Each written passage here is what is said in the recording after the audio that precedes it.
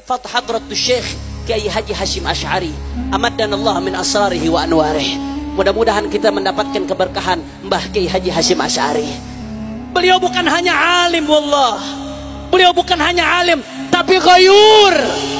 Bagaimana punya kecemburuan yang begitu besar terhadap agama, saudara. Ghayur. Saya kasih bukti, saya kasih contoh. Bagaimana beliau bukan hanya alim, tapi ghayur, saudara. Saya kasih contoh sederhana. Silahkan lihat bagaimana tulisan-tulisan beliau. Di salah satu risalahnya beliau menyampaikan bagaimana supaya umat Islam ini jangan ta'assub, jangan fanatik buta, fanatik kesukuan, fanatik golongan.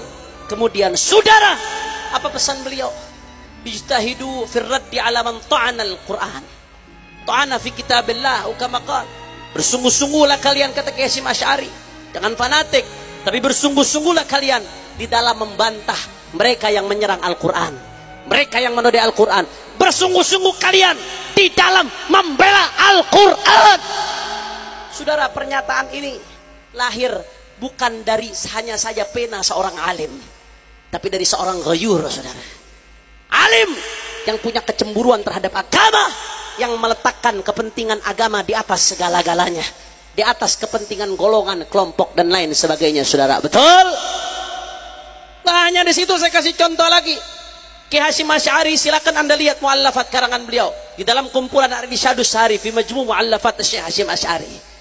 Bagaimana beliau tulis sebuah kitab yang judulnya At-Tanbihat Al-Wajibat liman yasna'ul maulid bil munkarat. Maulid itu bagus, maulid itu berkah, maulid itu tempat turunnya rahmat.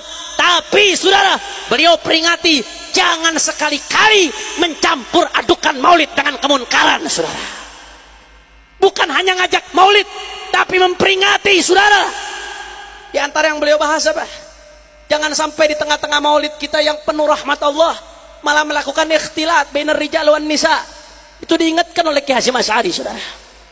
Karena itu menodai maulid. Jangan sampai melakukan hal-hal yang merusak daripada kesucian maulid Nabi. Kayak sekarang kita lihat, mohon maaf, berapa banyak orang yang bikin maulid tapi ngundang konser dangdut, saudara. Bikin maulid, bikin khitan tapi ngundangnya dangdut. Khitan dapat pahala 1, ngundang dangdut dosanya 1000, saudara. Betul. Betul. Ngadakan zuatan nikah pahala.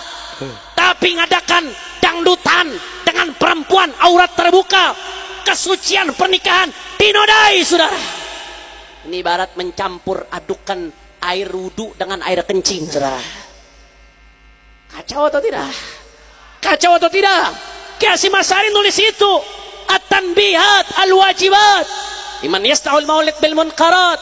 Peringatan-peringatan yang wajib bagi mereka yang mencampur adukan maulid dengan kemunkaran. Silakan adakan maulid, bagus, tapi jangan sekali-kali kau nodai kemuliaan maulid Nabi besar Muhammad sallallahu alaihi wasallam dengan noda kemaksiatan sehingga mengotori daripada maulid tersebut. Na'udzubillah min. Saudara, apa yang dia sampaikan oleh Kiai Hasyim Asy'ari ini, tulisan beliau ini tidak lain dan tidak bukan, lahir bukan hanya dari ilmunya, saudara, tapi dari ghairah, dari kecemburuan beliau terhadap agama, kecemburuan beliau terhadap Rasulullah. Beliau nggak mau satu momen yang diperingati untuk Rasulullah harus menyakiti daripada hatinya Rasulullah dengan melanggar syariatnya Rasulullah. Ghairah. Mbah Hasyim Asy'ari bukan hanya alim, tapi punya ghairah, saudara. Nggak sampai di situ, puncaknya ghairah Kiai Hasyim Asy'ari, saudara. Ketika Belanda dan Inggris ingin kembali ke Indonesia, kembali menjajah setelah Indonesia menyatakan kemerdekaannya, Belanda, Inggris ini pengalaman perang dunia, peranjataannya lebih lengkap, peralatannya lebih lengkap. Mendengar Indonesia merdeka, Belanda nggak terima, pengen balik lagi, saudara. Akhirnya apa yang terjadi? Kiai Haji Hasyim Asy'ari pada saat itu mengeluarkan resolusi jihad bersama Pak Arim Ulama. Apa isinya resolusi jihad? Di dalamnya, saudara, beliau menyatakan yang intinya meninggal di dalam membela agama karena Allah Subhanahu wa taala adalah termasuk kategori syahid, karena berjuang mempertahankan kemerdekaan Indonesia karena Allah Subhanahu wa taala termasuk jihad fisabilillah. Saudara, gara-gara ada fatwa Kiai Hasyim Asy'ari bersama para alim ulama ini, saudara, apa yang terjadi ibadallah?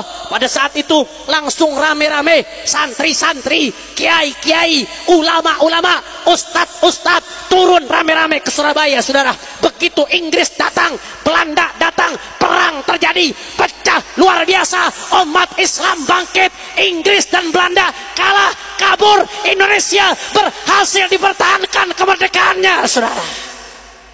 Allahu Akbar, Allahu Akbar, Allahu Akbar. Saudara, wallahi kalau orang nggak punya ghirah nggak bakal mengeluarkan fatwa seperti ini, saudara. Kenapa demikian? Bayangkan kalau orang penuh perhitungan, hitungannya dunia, mengeluarkan fatwa seperti itu, mikir, wah kalau Inggris sama Belanda menang, saya mengeluarkan fatwa ini. Begitu mereka menang, saya yang dibunuh pertama, saudara. Betul betul. Kalau nggak punya iman kuat, nggak punya ghirah terhadap agama, bangsa dan negara, nggak akan mengeluarkan fatwa itu, saudara. Ya, memang karena cinta negara salah satunya, tapi bukan itu puncaknya. Puncaknya ridha Allah yang dicari, saudara. Karena tidak mungkin seorang ulama mengorbankan nyawanya kecuali untuk mencari ridha Allah.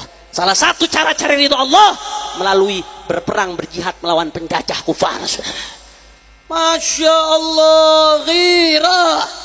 Kalau hanya ilmu saja nggak mungkin berani keluarkan fatwa seperti itu, saudara. Apa yang menyebabkan beliau mengeluarkan fatwa? Tidak lain dan tidak bukan ghirah, kecemburuan terhadap agama, kecemburuan terhadap negara. Tidak rela negaranya dijajah oleh kufar sehingga agama jadi injak-injak. Tidak rela kalau sampai umat Islam dijajah kembali, diperbudak oleh kufar, ibadallah. Alhamdulillah. Saya mau tanya, jawab yang kompak, orang Sampang, kalau begitu ghirahnya Mbah Hasyim Asy'ari besar atau tidak? Ghirahnya Kiai Hasyim Asy'ari hebat atau tidak? Dahsyat atau tidak? Kalau begitu, kalau ada yang ngaku pengikut Kiai Hasyim Asy'ari tapi tidak punya kecemburuan terhadap agama, bohong atau tidak? Dusta atau tidak? Mudah-mudahan kita dapat keberkahan beliau, insyaallah. Mudah-mudahan kita bisa mengikuti jejak langkah beliau, insyaallah. Mudah-mudahan kita betul-betul bisa mengikuti beliau zahiran wa batinan, hissan wa ma'nan. Amin ya rabbal. Makanya saudara, tidak heran kalau Abuya Sayyid Muhammad mengatakan li'annal ilma bila ghirah la jamidun la syu'ura fihi wala ihsas. Ilmu kalau tidak dibarengi dengan ghirah maka kaku, nggak ada kepekaan, nggak ada perasaan, hanya mikirkan diri sendiri, akhirnya ujung-ujungnya jadi rampok. Na'udzubillah min. Saya mau tanya, kalau begitu orang Sampang jelas atau tidak? Orang kompak, orang semangat jelas atau tidak? Kalau begitu ilmu tanpa ghirah bahaya atau tidak? Hanya ilmu saja tapi tidak punya kecemburuan terhadap agama, bahaya atau tidak? Karenanya semua umat Islam siap untuk bangkitkan ghirah, siap bangkitkan ghirah, siap bangkitkan semangat dalam berjuang. At-takbir. Sallu ala nabi. Nggak sampai di situ, saudara. Nggak ada ghirah, ilmu tanpa ghirah bahaya. Begitu pula sebaliknya. Kama annal ghairata wahdaha la tasluhu lil qiyadati wal riyadati wal irsyad. Kata Abuya Sayyid Muhammad, sebagaimana orang kalau punya ghirah saja, hanya kecemburuan saja, akhirnya hanya semangat saja tanpa ilmu, maka nggak pantas untuk memimpin, saudara. Nggak pantas untuk ngajak umat, nggak pantas untuk ngarahkan umat. Kenapa? Jelas faqidu syai' la yu'ti. Orang yang nggak punya sesuatu, bagaimana dia mau mengajarkan? Bagaimana dia mau mengajak ke jalan Allah sedangkan dia nggak tahu apa sifat wajib bagi Allah, apa sifat mustahil bagi Allah, apa sifat jaiz bagi Allah. Dia nggak tahu bagaimana syariat Allah, bagaimana mau mengajak ke jalan Allah, dia sendiri tidak tahu, betul? Makanya nggak cukup cuma modal semangat aja, nggak cukup, saudara. Tetap butuh ilmu. Makanya ulama mengatakan kalau ada orang hanya modal semangat saja, modal berani saja, tapi beraninya nekat, tidak pakai ilmu, tidak di bawah bimbingan ulama, apa kata ulama, saudara? Yufsid aktar mimma yuslih, saudara. Lebih banyak merusak daripada memperbaiki. Mendingan diamlah yang begitu, saudara.